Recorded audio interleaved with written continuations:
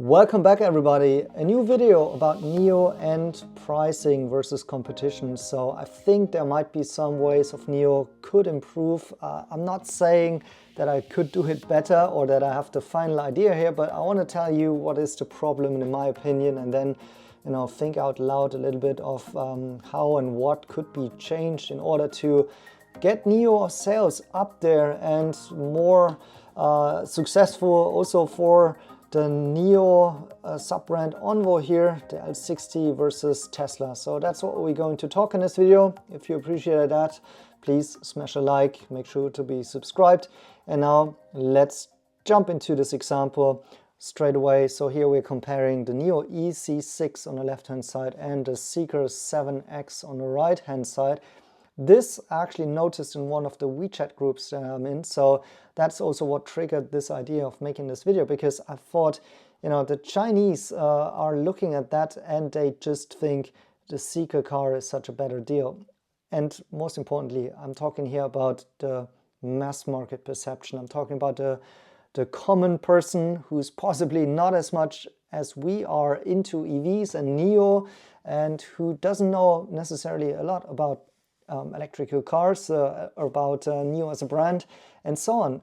But for them, if they just watch something like that, which is now on the app, like this is the page, how it looks when you configure your car, or might be any sort of advertisement in a store or somewhere online, if they look at this, they just see a very, very similar package here in terms of the car. It's a big SUV type of a car, with some distinction here and there, but they might even go and check it out in the store and may even do a test drive, but not everybody is going that far. And if they just have this, broader picture here, they may just look at this as, how does the car appear? And, I have to say, both of them are in their own way looking good and looking premium to luxury.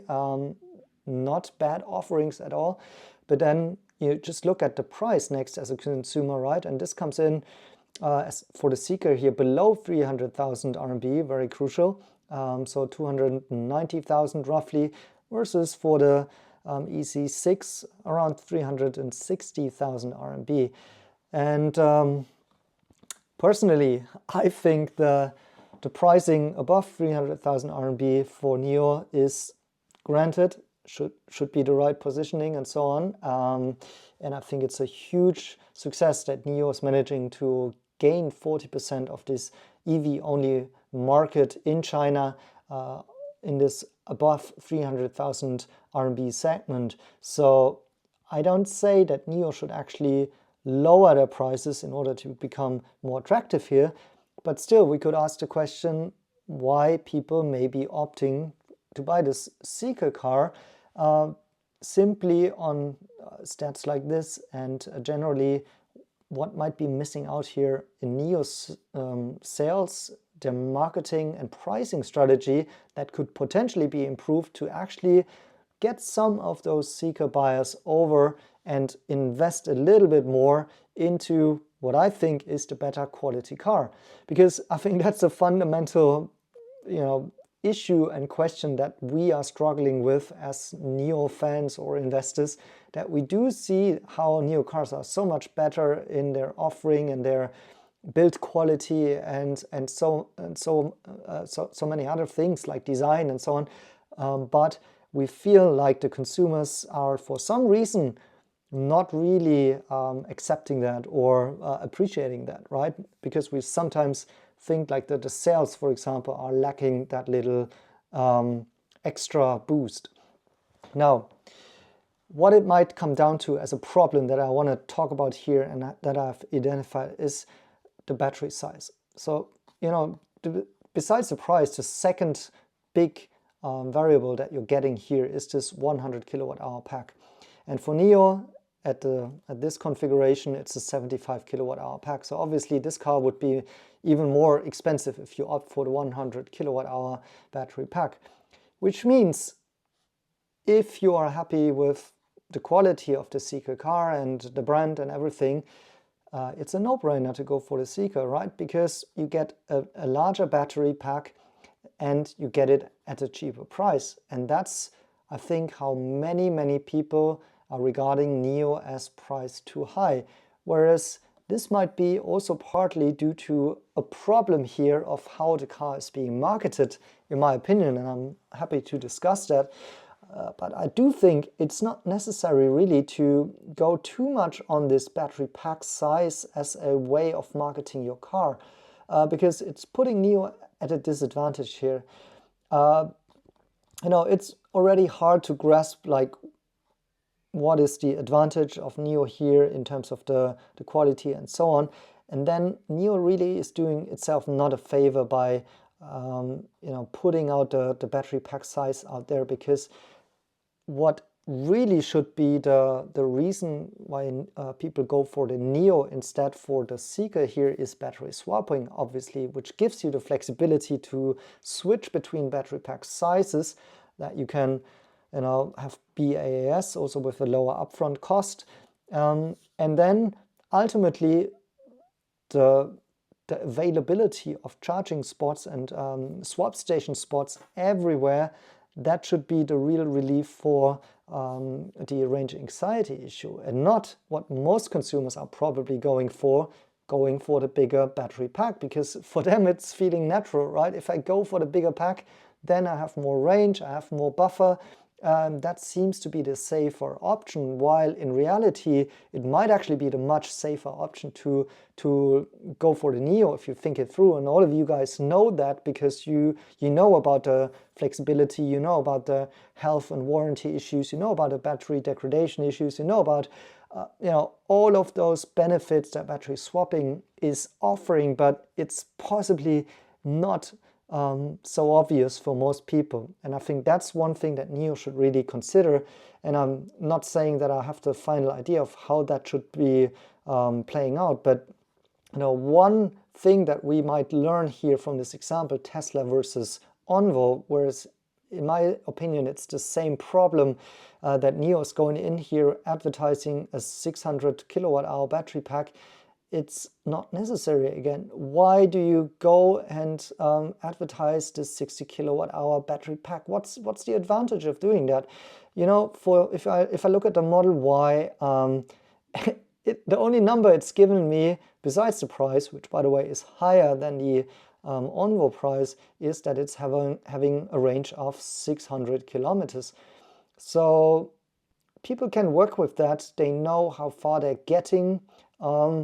And it's not even getting obvious what's the battery pack size. And isn't that interesting that Tesla is managing to sell those cars so well without really competing on the battery pack size, right? Think about it. Like, it's actually at a disadvantage if you think about battery pack size is alleviating my range anxiety issue versus the Seeker, whereas on a business model and cost economics model, which should be very relevant to investors, the Tesla is actually so good because with a smaller pack, it goes much further than some of the other models out there, right?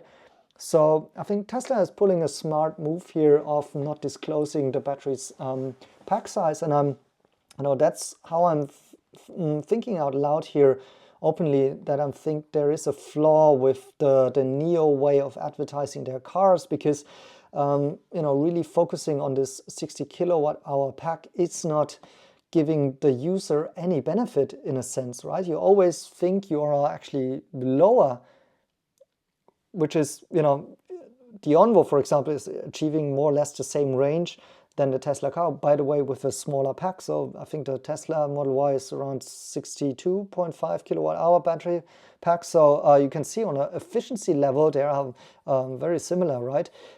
And so what's the benefit of going for the 60 kilowatt hour tag here as the main way of marketing it? You just think you have a car which puts you more into a problem when you are on the road and you are not having a charger close by, because then you would rather be driving on a 100 kilowatt hour pack, right? And so maybe what NIO could do here from the ground is think of how they can eliminate that sort of a marketing here and maybe use some of the unique advantages of the battery swap stations and system in order to come out with something that could even maybe some sort of, what I'm thinking here, of cross-subsidizing pack sizes and different type of subscriptions, if I'm thinking about battery as a service, that sort of thing, and find a new metric and angle how to advertise it that is actually competitive with what's out there, which helps users to understand that range anxiety is solved by battery swapping, plus hopefully gets them into thinking into how battery swapping is actually superior in many ways in the user experience and also on the monetary side compared to supercharging. And I think just looking at these examples and how people are chatting about that online, I think there is an issue with that and that NIO hasn't solved that yet.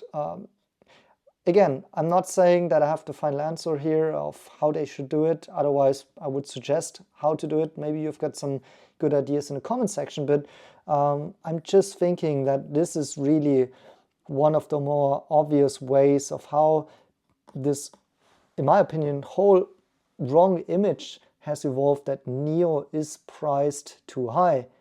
I don't think that's the case, actually. I think NIO is priced where it should be as a brand. And it has survived very well in this fierce pricing war in not diluting the brand too much. I'm really liking what they're doing, for example, with this whole free battery swapping scheme that they're launching of selling it, because ultimately what I think might be the final solution at some point is somewhere leveraging the unique advantage of battery swapping that it's having from an economical point of view.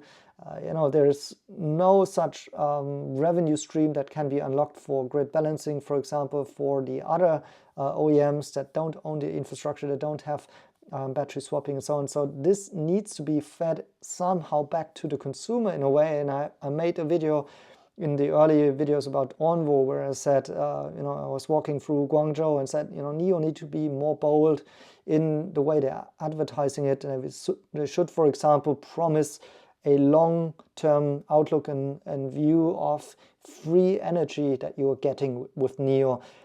Even if they're not giving that in the first step, sometimes they do it now with the free battery swaps and such, but it needs to be more systemic, strategic, and long-term driven by saying we're gonna leverage the whole economic benefits that this system has on a big level, like over time, that we have to pay less for warranty, that we have to pay less for the whole insurance costs coming down, everything.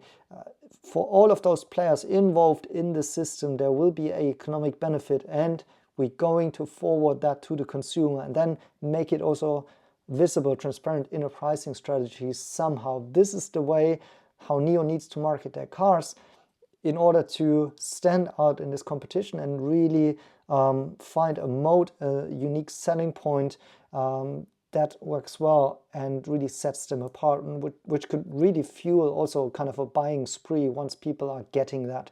And I think, this is some sort of evolving, but correct me if you think I'm wrong here, but I don't think they have found it yet with the way that we're seeing these examples popping up here, and where I think it really doesn't work well for NIO the way they're advertising and marketing their vehicles on a sales and marketing level here. So these are some thoughts here. Let me know what you think and whether or not you have a smarter solution than I have suggested in this video. Thanks for watching, and see you in my next videos.